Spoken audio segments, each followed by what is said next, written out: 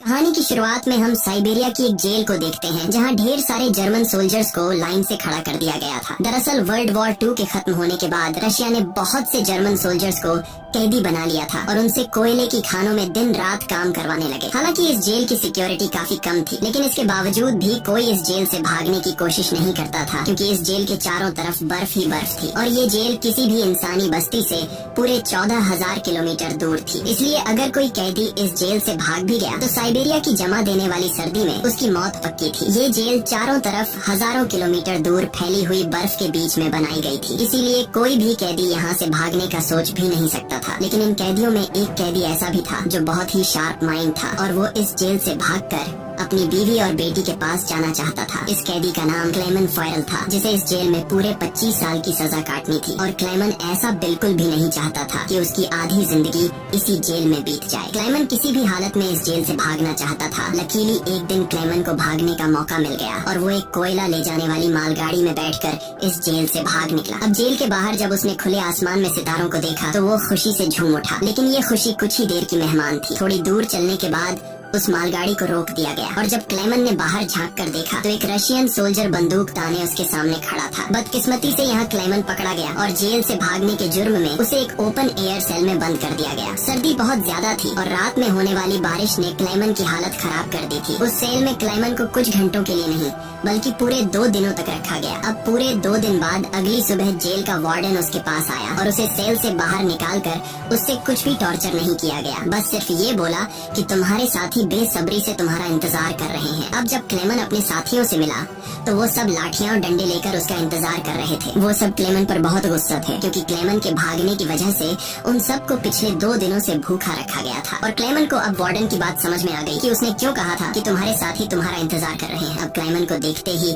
बाकी कैदियों ने उस पर हमला कर दिया और उसे बहुत बुरी तरह से मारा। इस मारपीट में क्लेमन इतना जख्मी हो गया कि उसे जेल के हॉस्पिटल में एडमिट करना पड़ा। इस जेल का डॉक्टर भी एक जर्मन कैदी था। जैसे ही क्लेमन होश में आया उसने डॉक्टर से कहा कि मैं एक बार फिर से जेल से भागना चाहता हूँ और मुझे आपकी मदद चाहिए। डॉक्टर क्लेमन की बहादुरी देखकर हैरान रह गया कि ये इतना सब कुछ झेलने के बाद भी हार मानने को तैयार नहीं। डॉक्टर ने उसे समझाया कि इस जेल से जिंदा भाग पाना नामुमकिन है और अगर तुम यहाँ से भाग भी गए तो बाहर की जमा देने वाली सर्दी में मर जाओगे। लेकिन हकीकत ये भी है कि अगर तुम यहाँ से नहीं भागे तब भी तुम्हारी मौत पक्की है, क्योंकि जिन कोयले की खानों में तुम काम करते हो वहाँ कार्बन की मात्रा बहुत ज्यादा है जो हवा के जरिए तुम्हारे शरीर में जाता है और उससे कैंसर जैसी खतरनाक बीमारियां होती हैं। इसलिए डॉक्टर ने क्लेमन से कहा कि तुम्हें एक आखिरी बार इस जेल से भागने की कोशिश जरूर करनी चाहिए। उसके बाद डॉक्टर ने अपने सारे गर्म कपड़े, जूते और जरूरत का सारा सामान निकाल कर क्लेमन को दे दिया और उसे ये भी बताया कि रशियन सोल्जर्स अपना खाना रेलवे लाइंस के पास छुपा कर रखते हैं। इसके साथ ही उसने क्लेमन को एक बंदूक भी दी ताकि वो अपनी हिफाजत कर सके। दरअसल डॉक्टर ने ये सारा सामान इसलिए पहले से इकट्ठा किया हुआ था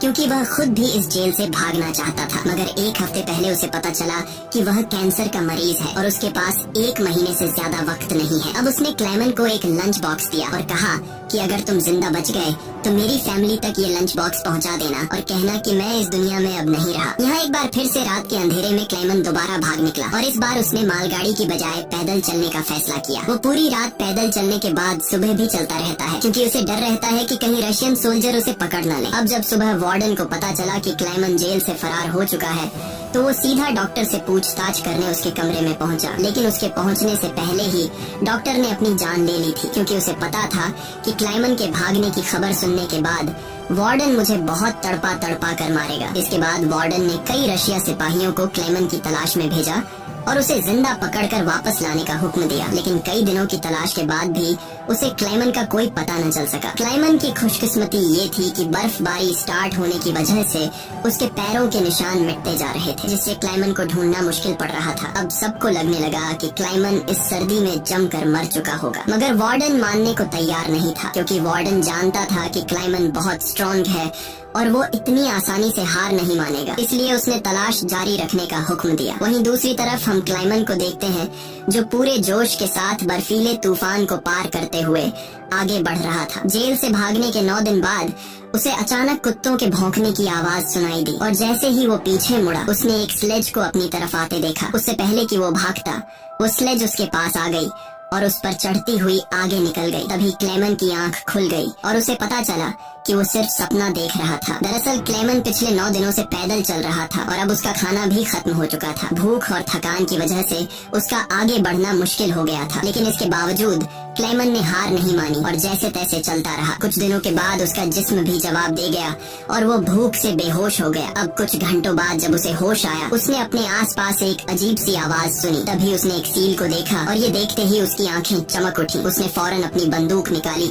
और पूरी ताकत के साथ निशाना लगाने की कोशिश की, लेकिन थकान और कमजोरी की वजह से उसका निशाना गलत हो गया और वो सील वहाँ से भागने लगी। क्लेमन, जिसे कई दिनों बाद जिंदा रहने की एक छोटी सी उम्मीद मिली थी, वो इस उम्मीद को हाथ से नहीं जाने दे सकता था। क्लेमन फौरन उसके पीछे दौड़ा, लेकिन दौड़ते वक्त क्लेमन बर्फ टूटने की वजह से पानी में गिर जाता है, जिससे उसके पैर में चोट आ जाती है। लेकिन जख्मी होने के बावजूद वो सील का पीछा करने लगा। क्लेमन जैसे ही गोली चलाने वाला था, वो सील एक चट्टान के पीछे छिप गई। क्लेमन और आगे बढ़ता है और सील को दोबारा देख लेता है। उससे पहले कि वो पानी में जाती, क्लेमन ने अपनी आखिरी गोली चलाई और खुशकिस्मती से वो गोली उसे लग गई। ये देखकर क्लेमन खुशी से झूम उठा, क्योंकि अब सफर के दौरान उसे खाने की फिक्र नहीं थी। कई दिनों के बाद क्लेमन ने पेट भर कर खाना खाया और थोड़ा आराम करके अपना सफर जारी रखा। अब इतने लंबे सफर में क्लेमन बिल्कुल अकेला था और उसके चारों तरफ बर्फ के अलावा कुछ भी न था। इस माहौल में उसकी दिमागी हालत खराब हो सकती थी, इसलिए वो खुद से बातें करता और पॉजिटिव बातें कहकर खुद को आगे बढ़ने के लिए मोटिवेट करता। इसके साथ ही वो हर वक्त कैंपस के जरिए अपने रास्ते को देखता है, ताकि वो इस बर्फीली वादी में कहीं खो न जाए। इसी तरह दिन गुजरते गए और फिर महीने, लगातार 2 महीने चलने के बाद क्लेमन को इस बर्फीले मैदान में एक छोटा सा पेड़ दिखाई दिया। इस पेड़ को देखकर क्लेमन इतना खुश हुआ कि जैसे उसे कोई खजाना मिल गया हो, और वो भागकर उस पेड़ को गले लगा लेता है। दरअसल ये पेड़ इस बात की निशानी थी कि क्लेमन लगातार 2 महीने चलने के बाद अब ये बर्फीला मैदान क्रॉस कर चुका है और आगे जंगल शुरू होने वाला है। थोड़ा ही आगे चलने के बाद ठीक वैसा ही हुआ जैसा उसने सोचा था। अब यहाँ से जंगल शुरू होने वाला था। बर्फ का इलाका खत्म हो रहा था। वो जंगल में बहुत खुश था। वो लकड़ियाँ इकट्ठा करके आग जलाता है और कई महीनों बाद पहली बार सुकून से सो जाता है। पर अगला दिन उसके लिए सुकून का था या नहीं,